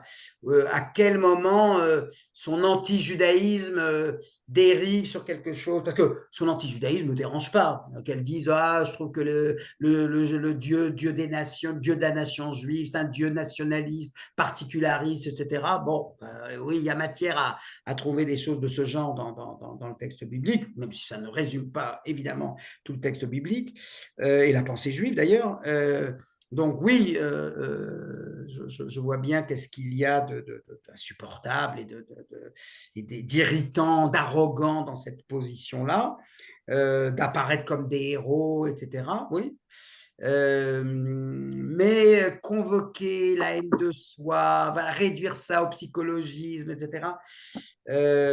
Voilà, c'est un continent dans lequel par incompétence, je ne veux pas mettre les pieds parce que c'est une manière. Je dis souvent comme ça, voilà, je vais vous donner un peu ma position de principe. Je dis souvent, quand on discute des idées, il faudrait faire comme si on ne savait pas qui portait ces idées. Donc, moi, venir lui dire, ah, mais toi, etc. Alors, comment dirais-je, mon souci du pluralisme fait que je suis capable de les inclure, à leur corps défendant d'ailleurs. Hein. Mais oui, oui, bien sûr, LFI va s'en servir, etc. Mais je vais vous dire, voilà, je suis aussi sévère sur eux. Voilà. Mais parce que moi, je vais en Israël, attention, n'oubliez pas, j'ai un autre rapport à tout cela malgré tout. C'est pas 8 mois ont beaucoup changé de choses, je ne conteste pas, je l'ai dit moi-même, mais je reste quand même voilà, enraciné et vivant en Israël. La mode en Israël aujourd'hui, et dans le monde francophone, mais également dans le monde hébréophone, qui est quand même le monde dominant en Israël, c'est de vous montrer des Arabes israéliens, ou pas israéliens, qui vont dire pique-pendre, etc., etc. Voilà. Alors, quand ils le font avec intelligence, Sophia Aram, cette Iranienne très courageuse, Abnous, etc., formidable, très bien, etc. Mais il faut faire attention. Voilà, j'aime pas les présenter comme des. Ah ben, si elle le dit, c'est bien que nous avons raison, etc. C'est pas que je dis qu'un juif doit être dans le camp des juifs et un musulman dans le camp des musulmans, etc. Moi, j'ai une certaine sympathie. Mais je finis ma phrase, je vous dirai d'où ça vient. J'ai une certaine sympathie pour des personnes, spontanément, hein, qui critiquent leur camp. Alors, vous allez dire, ah, bah alors là, vous êtes en train d'approuver. Non. Pourquoi? Parce que moi, ayant travaillé une grande partie de mes recherches sur les intellectuels, c'est ma manière à moi de tirer la leçon des compagnons de route. Voilà. Moi, le piège dans lequel je ne veux pas tomber, c'est d'être aveugle. J'ai une phrase très dure dans le livre, parce que Martine, tu l'as lu, où je dis, et je m'adresse aux juifs là, hein, en disant ça, attention, n'allons pas devenir comme ces communistes qui, à cause de la propagande anticommuniste, étaient incapables de voir ce qui se passait en Union soviétique. Alors attention, je ne dis pas qu'Israël, c'est le goulag, non. Mais je dis, moi, ayant tellement vu ces errements des intellectuels communistes, Romain Rolland, Julien Binda, attendez, je les connais tous, j'ai travaillé sur eux. Moi, la leçon que j'en ai tirée, c'est qu'il vaut mieux toujours avoir un pas de côté, et c'est exactement, Martine, tu l'as dit tout à l'heure, c'est cette phrase-là, le sionisme intranquille. Voilà. Je ne serai, dans les circonstances actuelles, je ne veux pas et je ne peux pas être un sioniste tranquille, replet, dormant sur ses lauriers. Non. Parce que et c'est ça à propos du narcissisme. Moi, face à cet argument-là, je dis c'est vrai. Moi, Denis Charbit, vivant en Israël, je mets les mains dans le cambouis. Je rentre dans l'histoire. Quand on rentre dans l'histoire, on fait forcément des choix de ce type. Eh bien, je préfère être authentique et l'assumer que d'être dans cette position que je dénonce aussi dans le livre, que j'appelle avec un peu d'humour, parce qu'il faut mettre un peu d'humour dans ces histoires-là quand même, c'est Così fan tutte, le nom de l'opéra de Mozart. Ils font tous la même chose. Cet argument de mes concitoyens israéliens ou de juifs ou de non-juifs favorables à Israël, ah mais eux aussi ils ont fait pire, eux aussi ils ont fait comme ça, eux aussi, donc pour moi, c'est un argument faible. Je ne dis pas que ce n'est pas un argument, puisque le double standard, je le dénonce, mais c'est un argument faible. Moi, je veux tenir sur les deux tableaux, sur les deux fléaux de la balance. Celui qui consiste à exercer un regard critique sur la société dans laquelle je vis et celui qui est aussi capable de dénoncer lorsque la critique, elle est excessive. Voilà. Où est la limite de l'excès? Là-dessus, on ne sera peut-être pas d'accord les uns les autres. Il y a des critiques d'Israël que je ne considère pas comme excessives. Il y a des critiques d'Israël que je ne supporte pas, que je dénonce. Je le dis parce que je suis là dans le truc. Ce matin, dans l'IB, on a publié 4 pages d'un entretien que j'ai eu il y a 10 jours avec Didier Fassin, dont on a retenu que 4 pages. On est resté 2h30 à discuter. C'était un duel permanent. On a un peu atténué, un peu étoffé, etc., pour pas que ça soit trop. Et encore, les journalistes le disent. Mais à un moment, dans la critique qu'il m'a faite, j'ai dit, ça n'a pas été retenu, c'est pour ça que je vous le dis, j'ai dit, mais attendez, parce qu'il me disait, mais vous-même, Denis Charbit, vous dénoncez les ministres Israël Katz, le ministre des Affaires étrangères, lorsqu'il a dit que Joseph Borrell est un antisémite. Et je lui ai répondu, mais monsieur Fassin, avant de balayer devant la porte des autres, je balaye devant ma porte. C'est parce que je balaye devant ma porte que je m'autorise à balayer devant la vôtre. Et Denis, si je peux me permettre, après je me tais, hein, je ne veux pas monopoliser la parole, mais tu n'es pas dans la même position que nous. Moi, je viens de la gauche, j'y suis toujours. Donc, penser contre mon camp, si tu veux, je vois très très bien le sujet, en fait. Et c'est aussi, en fait, le problème, c'est que pour les juifs de gauche, ils en fait, ils se retrouvent à penser contre leur camp d'une certaine manière, par essence, en fait. Stéphanie, la plus belle chose qui soit arrivée en France et pas aux États-Unis, c'est des groupes comme Golem qui disent on Voilà, reste de gauche, c'est mais alors ça. on va pas vous épargner sur l'antisémitisme de Voilà, l'LFI. c'est ça.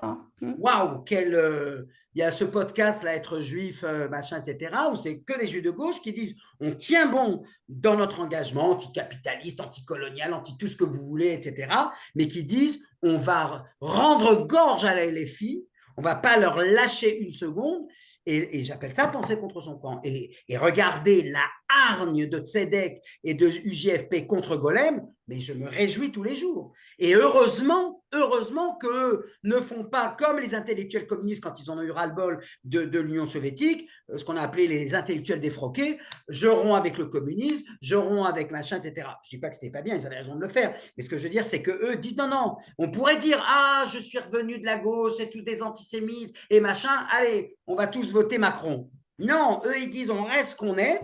Moi, je les respecte dans leurs convictions, c'est pas à moi de dire s'ils ont raison ou non de rester à gauche aujourd'hui, mais ils disent on va pas déserter le combat. Et Euh, ça, je trouve ça génial. on va entendre. Bruno, tu écris beaucoup, mais on va t'entendre aussi. Vas-y, pose ta question. Tu vas intervenir. Non, non, je dis, c'était un petit peu une facétie. Je dis, pourquoi est-ce que tant de gens tiennent absolument à continuer à persister à se dire de gauche, alors qu'au fond, la gauche est en train depuis longtemps déjà Hmm, d'abandonner pas mal de principes je de suis d'accord, gauche. ouais, tout à fait. En tout cas, c'est le cas en France. C'est aussi le cas, d'une certaine façon, aux États-Unis. Il y a eu pas mal de livres publiés là-dessus, Marc Lilla en particulier aux États-Unis, Hmm. mais même Yascha Mounk, qui a écrit un très bon livre là-dessus, sur l'identity trap, etc. Donc je pense que, enfin, personnellement, je n'appartiens pas, comme dirait René Char. Donc l'idée d'avoir une étiquette de gauche, de droite, conservateur, pas conservateur, non, ça ne me parle pas particulièrement. Hmm. Bruno, j'entends tout à fait, je ne me prononcerai pas là-dessus, je dis simplement que je trouve que stratégiquement parlant, le fait qu'il n'ait pas dit c'est antisémite, on se tire, on abandonne tout, mais qui disent non, non, on tient encore. Je pense qu'ils y tiennent parce que pour eux, la gauche reste encore le drapeau de l'universel et qui tiennent encore à l'universalisme. Ils ont tort, ils ont raison, voilà. Mais je trouve que stratégiquement parlant, enfin, je veux dire, on va dire ça autrement. Le LFI aurait rêvé que toute cette bande de jeunes juifs disent la gauche est antisémite et machin, etc. On se tire et maintenant on va à droite. Voilà. Le fait qu'ils disent non, non, on reste dans un engagement à gauche, quel que soit ce qu'on puisse en penser, mais en revanche, on va se battre pour que machin. Je trouve que par rapport au silence dans lequel ils étaient, c'était extraordinaire. Enfin, c'est extraordinaire. Je dirais c'est peut-être le seul phénomène positif, outre d'autres initiatives qui ont eu lieu, mais en tout cas, parmi les initiatives qui ont eu lieu cette dernière année, je trouve ce truc-là enfin, absolument remarquable. Je vous invite, je leur fais de la publicité, mais parce que je trouve que c'est intéressant à lire, une revue qui s'appelle DAI, D-A-I, avec une très belle Tréma. photographie, etc., où ils disent, eh ben voilà, nous, la question, donc assez d'antisémitisme à gauche, et qui dit sur la question d'Israël, eh ben on a un éventail de positions. Voilà. Hmm. Je trouve que c'est rafraîchissant plutôt que le côté garde à vous, etc. Les antisionistes sont plutôt des post-sionistes. Non, attention, non, je ne suis pas. Post-sioniste, c'est autre chose. Enfin, moi, j'avais fait une distinction il y a longtemps entre post-sionistes soft et hard. Oui, les post-sionistes hard, c'est des antisionistes. Les post-sionistes soft, c'est plus subtil. C'est plus. Voilà, c'est. Voilà, atténuer la dimension trop ethnocentriste juive d'Israël. Voilà, ça ne me paraît pas être un combat antisioniste du tout. Aurélia Weitzman, peut-être on peut l'entendre. J'aime bien les voix. On- Vous voulez poser une question ou c'est une réflexion? Ouais, elle n'arrive pas à ouvrir son micro, peut-être. Sinon, tu as une autre. Ah oui, vous pouvez pas parler, d'accord. Tu as d'autres questions peut-être dans le chat, Denis? Ou Oui, tu as. Alors, si j'ai d'autres questions, je C'est regarde. La nation civique n'a pas de difficulté avec la différence. Ah, là, je ne suis pas d'accord avec Karan Mersch. Karen La Merch. nation Il- civique, elle a, pas la laïcité, bien sûr, là, on est bien d'accord, elle a quand même un peu de difficulté avec la différence parce qu'elle suppose quand même un projet culturel relativement homogène. Elle pourrait ne pas avoir. C'est pas les États-Unis, voilà. Aux États-Unis, Bruno vous le dira mieux que moi, we need to belong. Voilà, on doit appartenir. Tous les hyphenated identities. On doit être afro-américain, judéo-américain, italo-américain, etc. Dans la nation civique à la française, les différences, il faut qu'elles soient privées, il faut qu'elles soient, comme Gordon, soit homme dehors et soit juif dedans dans ta tente. La nation civique, elle a un peu de difficulté avec les différences. Je ne dis pas qu'elle les combat et qu'elle les étouffe, mais regardez les langues. Voilà, là, ce n'est pas la laïcité. La nation civique, elle a dit, ah, si on n'est pas unis par le sang et par la religion, et c'est formidable, c'est une conquête extraordinaire sur le plan historique, de dire on est français pas par le sang et pas par la religion, mais il faut qu'on le soit par la langue. Et c'est pour ça que, alors ok, pour les Corses, on a fait une concession ici, pour les Bretons, une concession là, mais on n'a pas signé la convention sur les langues minoritaires parce que la langue française est une. Au moins qu'on soit unis sur le fait que tout le monde doit parler français. Donc, la différence linguistique, la nation civique à la française, républicaine, me semble être un peu. Sartre n'était pas clair par rapport aux Juifs. Non, moi je ne suis pas. Enfin, petit peu, mais voilà. Alors, l'autre Il y a un livre de 400 pages qui va sortir là-dessus et qui fait une analyse très, très troublante des textes de Sartre sur les Juifs, qui est Bruno très, très bon. Chawat. Oui, oui, oui. Ah bon? Uh-huh. Un livre va paraître bientôt aux presses d'Indiana. Je t'enverrai la référence, Denis. Avec plaisir. Alors, j'ai là le plaisir narcissique de faire. Oui, oui, non. Oui, mais vous savez quel est le problème que j'ai avec cet argument? C'est exactement le même argument qu'on m'oppose moi en Israël. Ah, comme tu es universitaire, tu veux bien te faire voir tes collègues américains et français. Qu'est-ce que vous voulez que je leur dise? Donc, alors, dans leur cas, peut-être, sans doute un peu plus, parce que je pense que Simone Veil plus que Arendt, c'est certain. Oui, le Michel Dreyfus, très exact. Oui, oui, non, non. Je reconnais qu'il y a des choses qui ont été écrites là-dessus, mais ça se discute, c'est un débat. Et excellent ouvrage. Bon, maintenant, je lis s'il y a d'autres. Alors voilà, la situation civique est catastrophique. Bon, très bien. Je crois que tu as tout. Je crois que j'ai tout dit. Est-ce qu'il y a d'autres questions qu'on veut Une aborder? dernière peut-être question, non? De vive voix. Oui, Est-ce que quelqu'un souhaite, pour conclure, Je souhaite.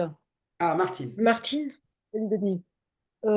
Oui, il y a une question que tu as passée en regardant tout le chat là, c'est que penses-tu de ces juifs antisionistes qui, UJF-PCD, qui fréquentent gentiment le pire et certaines ONG palestiniennes, pro-palestiniennes qui sont beaucoup un peu tangentes, suspectes, on va dire. Bon, ça c'est ma question. Et je voulais faire une juste remarque par rapport à Golem et à d'autres gens aussi d'ailleurs en Israël. À Golem qui se dit de gauche, c'est pas que stratégique, tu le sais très bien d'ailleurs, hein, c'est ils partagent les valeurs principielles de la gauche, on va dire, d'émancipation, de progressisme social, etc., de non-discrimination, d'antiracisme, etc. Ils partagent ces valeurs. Que d'autres ne les partagent pas, c'est malheureux, ou les partagent mal, c'est malheureux, mais c'est pas pour ça qu'ils vont renoncer à se dire de gauche. Ça, c'est une chose. Et je ferai un parallèle, je ne sais pas si tu seras d'accord, mais en Israël, les manifestants qui manifestent contre le gouvernement israélien aujourd'hui, ils s'entourent et ils prennent les drapeaux israéliens. Il y a bien comment dire, pour se dire autant légitimement israélien, ou sioniste, ou israélien en tout cas, que les autres. Et donc, pour ne pas laisser le drapeau israélien à la droite, à l'extrême droite, qui est, pour une partie d'entre elles, suprémaciste, etc. Donc, il y a bien à ne pas laisser nos valeurs auxquelles on croit, en Israël, le drapeau israélien, en France, la gauche, pour certains, en tout cas, pour ne pas les laisser de côté parce que d'autres les pervertissent, quoi. Voilà. Donc Tout à fait. maintenant, Non, je non, reviens à ma je question. suis assez d'accord. Ce que je voulais dire deux choses peut-être pour conclure, puisqu'on va vers la conclusion. D'abord, une première chose, j'ai eu des milliers d'expériences avec des étudiants. Il faut bien comprendre, les juifs ou pas juifs, j'élargis un peu le propos. Les gens, les jeunes étudiants aiment se déclarer antisionistes. Et le premier réflexe qu'il faut avoir, ils aiment se déclarer antisionistes. J'en ai fait l'expérience souvent. Surtout, ne tombez pas dans le... Enfin, la réaction qu'il faut avoir, c'est de leur dire pourquoi tu es antisioniste. Et vous allez avoir, mais vous allez pas me croire, des jeunes, même des personnes âgées. Je n'aime pas Netanyahou. Je suis contre la colonisation de la Cisjordanie. Et je leur dis, mais attendez, c'est pas antisioniste, ça, cette position-là? Ou c'est contre le sionisme, allez, de droite, le sionisme religieux, mais... Donc déjà, il faut bien comprendre. Le mot est un mot valise que les gens vont reprendre à leur compte sans comprendre ce que ça veut dire. Et quand vous leur dites, ah, mais vous êtes pour la destruction de l'État d'Israël ou contre, etc., ils vont dire, ah non, non, non. Donc déjà, je sais que le mot fait peur, hein, mais il faut que vous compreniez que les gens ne savent pas ce qu'ils disent. Ou en tout cas, leur définition d'antisionisme est une définition extensive, puisque toute opposition au gouvernement actuel, je veux dire, la Fassin, dans le détail, comme dit, quand on demande le cessez-le-feu, est-ce que c'est être antisioniste? Non. Quand on demande le cessez-le-feu, c'est pas être antisioniste. On peut dire c'est contre la politique du gouvernement israélien, mais c'est pas antisioniste. Et ça, c'est important parce qu'ils veulent être antisionistes. Et vous leur dites, non, non, mais non, non, vous l'êtes pas. Donc, ne cherchons pas à faire de tout le monde des antisionistes, puisque c'est eux, c'est ce qu'ils veulent. Pensez bien qu'à Tzedek et machin et ailleurs, ils sont bien. Quelqu'un leur dirait, moi, je suis un truc parce que je suis contre Netanyahou. Oui, oui, tu es antisioniste. Il ne l'est pas. Donc, ça, c'est la première chose. Et sur la question de l'apartheid, etc., moi, j'ai deux critères. Et je vous livre ça pour finir. Le premier critère sur l'apartheid, c'est-à-dire l'État binational. Je dis toujours, si c'est une recommandation, c'est pas antisémite. C'est-à-dire, si quelqu'un me dit, tu sais, Denis, juif, arabe, païen, vous n'allez pas vous en sortir. Ça, le seul moyen que vous avez de vous en sortir, je vous le recommande. Faites un État binational. J'entends la recommandation et je peux lui dire, merci, j'entends ta recommandation, je ne la prends pas. Et dans l'interview là avec Fassin, qui bien sûr cite Mandela et de Klerk, c'est-à-dire, en gros, tout ça doit finir par un État d'Afrique du Sud, machin. J'ai répondu du tac au tac, et ça a été repris dans le journal. J'ai dit, moi, je suis pour la partition entre les Slovaques et les Tchèques. Et Václav Havel vaut autant que Nelson Mandela. Et au moins, je me suis situé sur un terrain où personne ne va dire que Václav Havel, c'était un facho ou un truc comme ça. Donc, donc, premièrement, recommandation. En revanche, et là, je peux vous dire que j'ai une expérience là aussi très riche. Quand j'entends que ce n'est pas une recommandation, mais une injonction, et ça, Fassin, je l'ai attrapé là-dessus, c'est ou l'Afrique du Sud, c'est-à-dire ou l'État binational, ou rien. Alors là, je dis, c'est de l'antisémitisme. Parce que là, c'est dénier la agency, et là, j'utilise leur vocabulaire. Vous déniez aux Juifs le droit d'avoir leur propre agency. Et plus encore, vous déniez aux Palestiniens le droit d'avoir ce dont bénéficient 193 États dans le monde, un État qui leur appartient. Parce qu'un État binational, ce n'est pas un État palestinien. Quand bien même on a vu la supercherie ou l'imposture de Free Palestine, où c'était tout le drapeau palestinien. Et le dernier point, et ça marche à tous les coups, quand j'entends un panégyrique antisioniste, d'un juif ou pas d'un juif, là pour le coup j'ai élargi la problématique, ah non, non, bah, colonialiste, il me fait toute la panoplie. Et elle existe, elle est riche, elle est...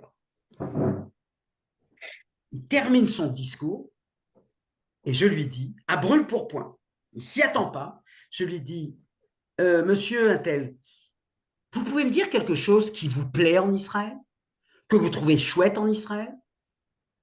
Et en général, ils sont tellement pris dans leur hostilité mais qu'ils ne savent pas répondre. Et là, je leur dis, voilà où ce qui apparaîtrait comme une conviction rationnelle bascule en passion irrationnelle. Parce que ce qui fait la différence, c'est que quand on dit, je sais pas moi, j'aime bien les Russes, ils ont de la bonne littérature, ils font du bon cinéma, ah oui, mais ils sont un peu slavophiles, machin. Bon, ben ça va, il y a des trucs que j'aime et des trucs que j'aime pas. Mais quand on les prend à brûle-pourpoint, et qui me disent d'ailleurs, vous savez faire des séries, des séries israéliennes, très bien, ok, bah t'es déjà, voilà, c'est pas la même chose. Et en général, alors oui, le plus drôle, là, je vous donne parce que je l'ai fait plusieurs fois, un m'a dit, ce que j'aime en Israël, les Palestiniens d'Israël. Ouais, bon, d'accord, merci. Mais non, non, un truc que les Juifs font en Israël.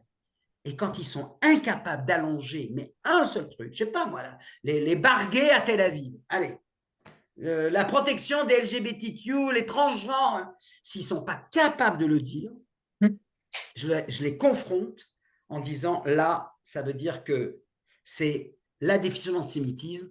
Je déteste les juifs, mais j'ai un ami juif.